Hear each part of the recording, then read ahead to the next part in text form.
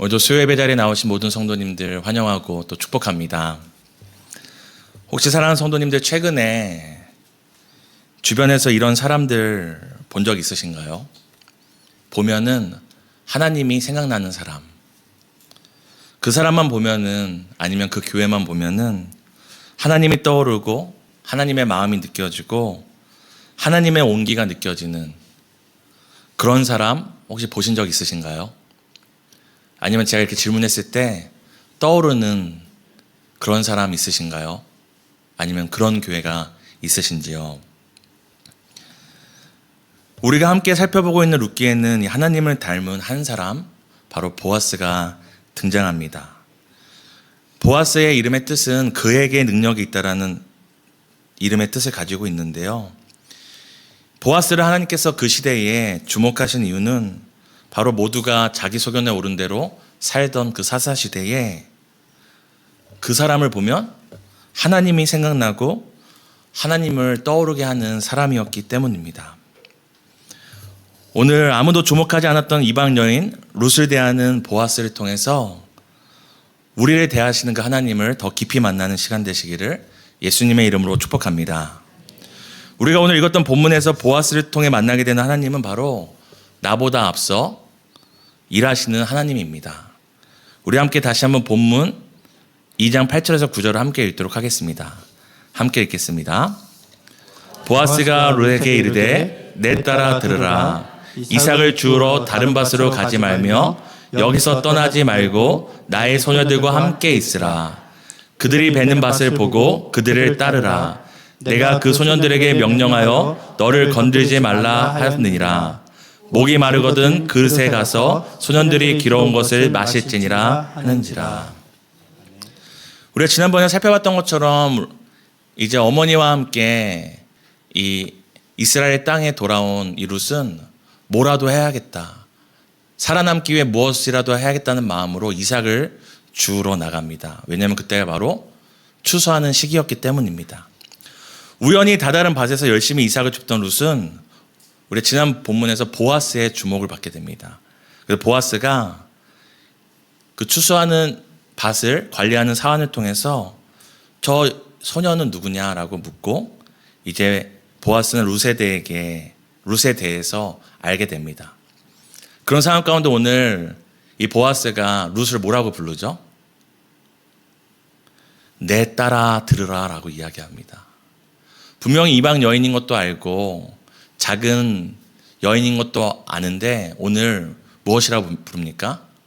야나 너나 이방 계집애라 부르지 않고 내 딸아 들으라고 이야기합니다. 그러면 뭐라고 얘기합니까?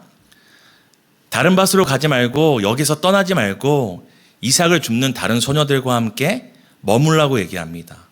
또한 그 소녀들과 함께 이 추수를 돕는 소년들이 있었는데요. 오늘 보아스가 뭐라고 얘기하냐면 그 소년들에게 너를 건들지 못하게 내가 말했다고 이야기를 합니다. 그리고 더 나아가서 목이 마르면 소년들이 가져온 물을 마시라고 말합니다. 그리고 이 추수하는 이동을 따라 더 이상 매일 하루하루 어느 밭에 가서 이삭을 줍고 어느 밭에서 내가 도움을 얻을까 고민하지 말고 마치 이 추수의 한 일꾼이 된 것처럼 이 추수의 밭을 따라가면서 매일매일 나와 그 이삭을 거두라고 얘기합니다. 그저 하루 이삭을 줍게 나왔던 룻이었는데 일순간에 이 추수의 잔치에 함께하는 동행으로 오늘 초대를 받습니다. 떨어진 이삭을 줍는 이방인이 추수의 여정을 함께 따라가는 자로 초대를 받는 것입니다. 지금 먹을 것을 구해서 인생의 광야로 무작정 나왔던 룻은 보아스를 만나 무엇을 얻게 되죠? 먹을 양식도 구하게 되고 마실 물도 해결할 수 있게 됩니다. 이런 보아스의 모습은 광야에서 이스라엘 백성을 이끄시던 하나님의 모습을 떠오르게 합니다. 우리 함께 출애굽기 17장 1절을 함께 읽도록 하겠습니다. 함께 읽겠습니다. 이스라엘 자손의 온 회중이 여호와의 명령대로 신 광야에서 떠나 그 노정대로 행하여 르비딤의 장막을 쳤으나 백성이 마실 물이 없는지라. 아멘. 우리가 아는 것처럼 출애굽 반 이스라엘 백성이 하나님의 명령을 따라 이동하다가 오늘 르비딤 지역이라는 곳에 머문 사건을 우리는 모두 알고 있습니다. 그때 백성이 마실 물이 없게 되자 이스라엘 백성은 이 광야에서 큰 어려움을 겪게 됩니다. 그래서 하나님께 어떻게 하죠? 하나님을 원망합니다. 그러나 지금 앞서 보면 출애굽기 17장 1절에 보면은 노정을 따라갔다는 표현이 나오는데요. 그것은 우연히 길을 잃은 자리가 아니라 하나님이 정하신 오늘날로 얘기하면 경로를 따라간 길이었습니다. 그 이스라엘 백성이 마실 물이 없고 먹을 양식이 없자 하나님을 원망했지만 나중에는 이 르비딤에서 무엇을 깨닫게 됩니까? 하나님께서 물이 없는 곳에도 마실 물이 없는 곳에도 마실 물을 공급하실 수 있는 분인 걸 이스라엘 백성은 깨닫게 되었습니다. 결국 이스라엘 백성은 마실 물이 없고 먹을 양식이 없을 때마다 하나님을 원망하고 탓했지만 그 모든 광야의 여정에서 노정에서 무엇을 경험했습니까? 모든 여정에는 하나님의 뜻이 있고 계획이 있고 결국엔 그 여정에서 우리의 먹을 것과 마실 것과 모든 것을 하나님이 앞서 준비하시는구나를 이스라엘 백성은 경험하는 시간이었습니다. 오늘 룻이 어떠했습니까? 무엇을 먹을지 무엇을 마실지 알 수 없는 인생의 광야를 걷고 있었습니다. 하지만 오늘 보아스를 통해서 보아스가 룻을 위하여 이삭을 줍던 이방인에서 추수의 여정을 함께 가는 자로 초대하는 이 장면, 마실 물이 없던 룻에게 언제든 원하면 마음껏 소년들이 떠온 물을 마시라는 이 장면을 통하여서 우리는 우리의 인생 가운데 때를 따라 마실 물과 마실 양식을 공급하시는 그 하나님을 보게 됩니다. 사랑하는 성도 여러분, 인생의 광야에서 누가 살아남는지 아십니까? 인생에 마실 물이 없고 먹을 양식이 없는 인생의 광야에서 누가 살아남는지 아십니까? 광야로 들어가지 않는 자가 아닙니다. 광야를 하루빨리 탈출하는 사람이 아니라 광야에서도 하나님께 능력이 있음을, 광야에서도 우리에게 원하시면 때를 따라 먹을 양식과 마실 물을 주실 수 있는 하나님을 경험하는 사람이 인생의 광야에서 살아남습니다. 누가 인생의 광야에서 소망을 갖고 살아갈 수 있겠습니까? 우리 모두가 인생을 광야와 같이 걸어가잖아요. 오늘 살아오기까지 꽃밭만 걸으신 분 계신가요? 푸른 초장만 걸으신 분 계신가요? 우리 모두는 인생의 광야를 지납니다. 누가 인생의 광야에서 소망을 갖고 사는지 아십니까? 나보다 앞서 일하시는 하나님을 신뢰하는 사람입니다. 나보다 앞서 우리의 갈 길을 만드시는 그 하나님을 발견한 사람이 이 광야에서 소망으로 살아가는 사람입니다. 오늘 룻은 보아스를 통해 때를 따라 인생의 광야에서 먹을 물과 마실 물과 먹을 양식을 공급하시는 하나님을 룻은 경험하게 된 것입니다. 두 번째, 오늘 보아스를 통해서 우리가 보게 되는 하나님은 어떤 분이십니까? 바로 모든 것을 살펴보시는 하나님, 다른 말로는 한 사람도 놓치지 않고 주목하시는 하나님을 보게 됩니다. 우리 함께 2장 10절에서 11절을 함께 읽도록 하겠습니다. 우리 함께 읽겠습니다.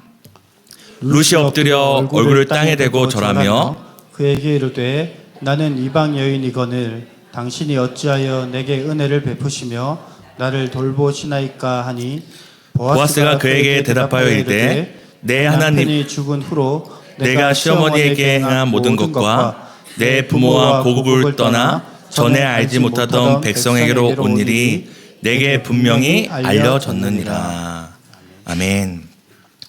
룻이 부탁하기도 전에 룻 스스로도 자신의 상황을 어찌할 바를 모르는 그때에 룻을 위하여 여러 가지 조치를 해준 보아스에게 룻은 땅에 엎드려 얼굴을 대고 절을 합니다. 그러면서 이렇게 얘기합니다. 나는 이방 여인이거늘 어찌하여 나를 돌보시나이까. 이해할 수 없기에 의문의 감사를 표합니다. 이해할 수 없기에 의문의 감사를 표하는데요. 여기서 사실 언어 유의가 있습니다.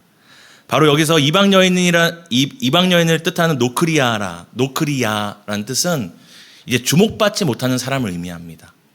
근데 뒤에 보면은 이제 나를 어떻게 돌보시나이까 할 때 여기 히브리어는 나카르라고 해서 주목하다라는 뜻을 갖고 있습니다.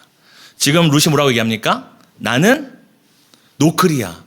주목받지 못하는 자인데 이방 여인일 뿐인데 어찌하여 나를 돌보십니까? 나를 주목하십니까? 라고 이야기를 하고 있는 것입니다. 지금 룻이 그 밭에서 이삭을 줍고 있을 때 룻은 어떤 존재였습니까?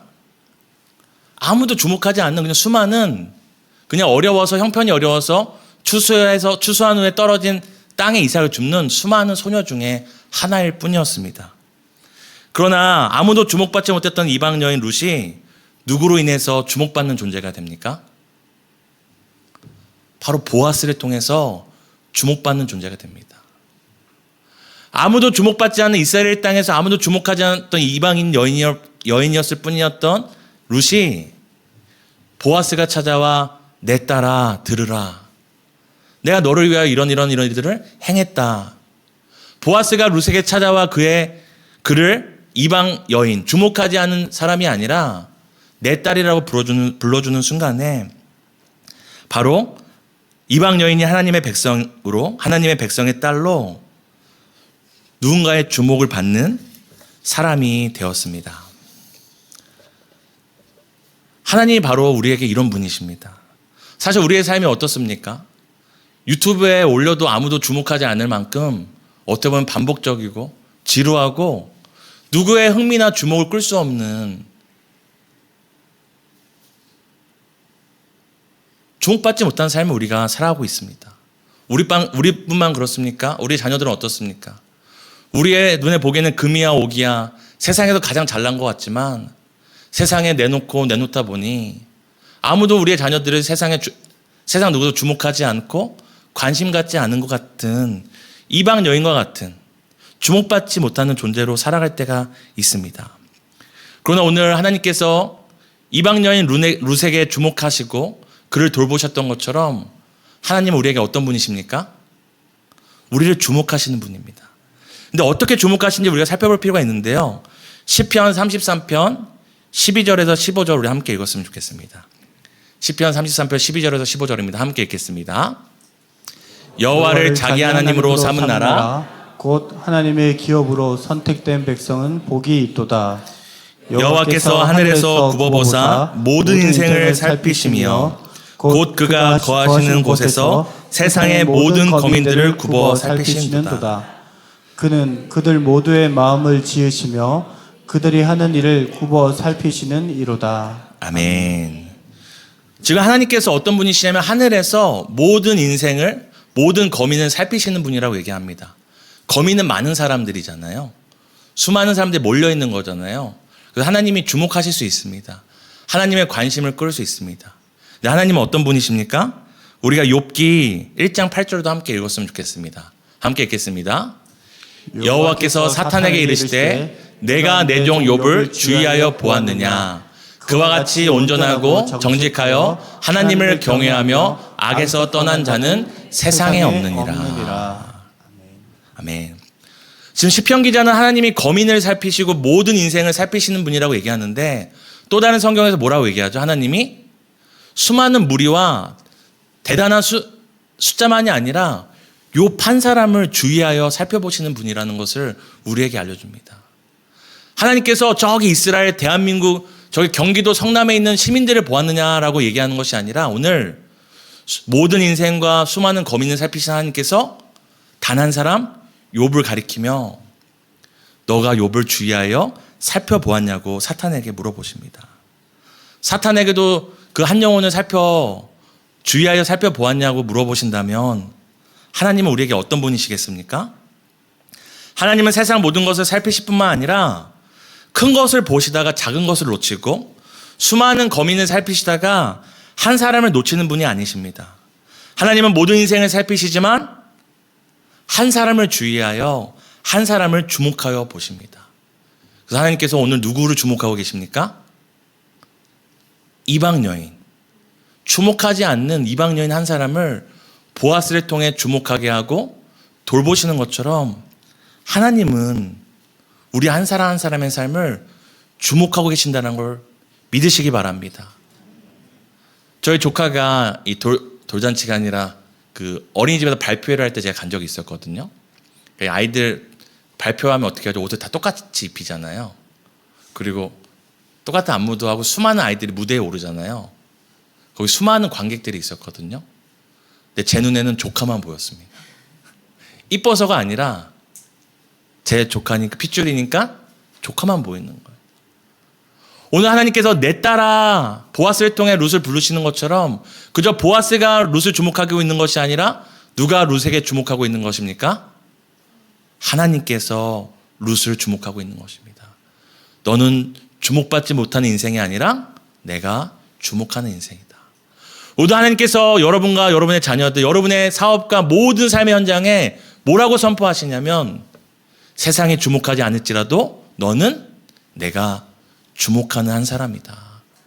나의 주목을 이끄는 한 영혼이라고 말씀하십니다. 그리고 오늘 뒤에 보면 어떤 얘기를 하냐면 보아스가 11절에 룻에게 내 남편이 죽은 후로 내가 시어머니에게 행한 모든 것과 내 부모와 고국을 떠나 전에 알지 못하던 백성에게로 온 일이 내게 분명히 알려졌느니라.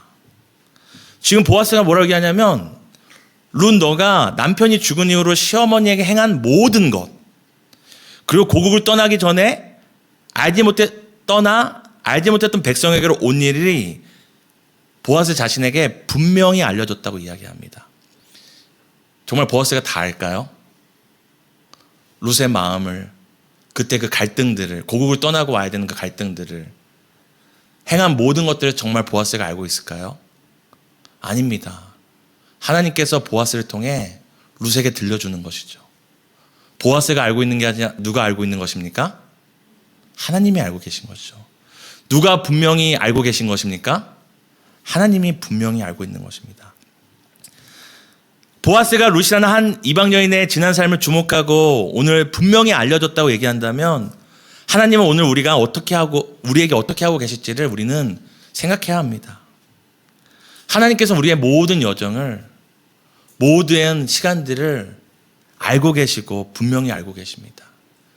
우리의 삶이 어떤 한순간도 놓침바 되지 않고 하나님께 분명히 알려졌음을 믿으시기 바랍니다.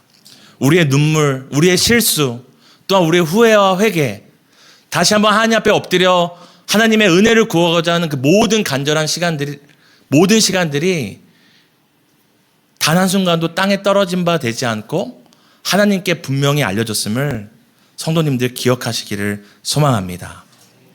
우리가 마지막으로 보아스를 통해 보게 되는 하나님은 바로 은혜로 갚으시는 하나님입니다.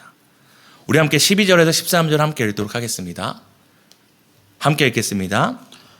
여호와께서 내가 행한 일에 보답하시기를 원하며 이스라엘의 하나님 여호와께서 그의 날개 아래에 보호를 받으러 온 내게 온전한 상 주시기를 원하노라 하는지라. 룻이 이르되 내 주여 내가 당신께 은혜 입기를 원하나이다. 나는 당신의 하녀 중에 하나와도 같지 못하오나 당신이 이 하녀를 위로하시고 마음을 기쁘게 하는 말씀을 하셨나이다 하니라. 아멘. 오늘 우리가 보아스가 했던 표현에 주목했으면 좋겠는데요. 지금 앞서 룻의 지난 날들을 남편이 죽은 후에 시어머니를 모시고 알지 못하던 땅에 왔다라고 표현했다면 오늘 지금 12절에는 뭐라고 얘기합니까? 단순히 시어머니를 모시고 이스라엘에 온 수준이 아니라 이스라엘의 하나님 여호와 그의 날개 아래 보호받으러 왔다고 얘기합니다. 지금 룻의 여정을 단순히 인생의 광야 가운데 어쩔 수 없어서 여기까지 왔다는 것이 아니라 룻의 인생의 여정을 뭘로 표현합니까? 이스라엘 하나님 여호와 그의 날개 아래 보호받으러 왔다라고 얘기합니다. 그저 인생의 여정을 따라 어쩔 수 없이 왔는데 보아스는 뭐라고 평가하는 겁니까? 신앙의 피난길이었다. 신앙의 여정이었다라고 이야기하고 있는 것입니다. 신앙의 피난길로 평가하고 있는 것입니다. 이건 단순히 보아스의 평가가 아니라 룻의 지난 발걸음에 대한 하나님의 평가입니다. 그저 먹고 살아남기 위함이 아니라 룻의 발걸음은 신앙의 피난길이었습니다. 그래서 하나님께 피하였더니 하나님께서 어떻게 해주십니까? 그 날개 아래 보호해 주실 것이라고 보아스가 얘기합니다. 우리 시편 17편 7절에서 9절을 함께 읽었으면 좋겠습니다. 함께 읽겠습니다. 주께 피하는 자들을 그 일어나 치는 자들에게서 오른손으로 구원하시는 주여, 주의 기이한 사랑을 나타내소서. 나를 눈동자같이 지키시고 주의 날개 그늘 아래 감추사 내 앞에서 나를 압제하는 악인들과 나의 목숨을 노리는 원수들에게서 벗어나게 하소서. 지금 룻이 시어머니에게 은혜를 베풀고 또한 은혜를 구하며 밭에 나가고 더 나아가서 은혜의 날개, 이스라엘의 여호와 하나님 은혜의 날개 아래로 피하였더니 하나님께서 그 은혜의 날개로 덮어주실 것이라고 얘기합니다. 그리고 하나님의 날개된 이 보아스를 통해서 은혜를 구하며 나왔던 이 룻에게, 인생의 광야 가운데 갈 바를 알지 못했던 이 룻에게 은혜로, 하나님의 은혜로 덮어주는 장면을 우리는 보고 있습니다. 사랑하는 성도 여러분, 우리는 신앙의 피난길을 살아가고 있습니다.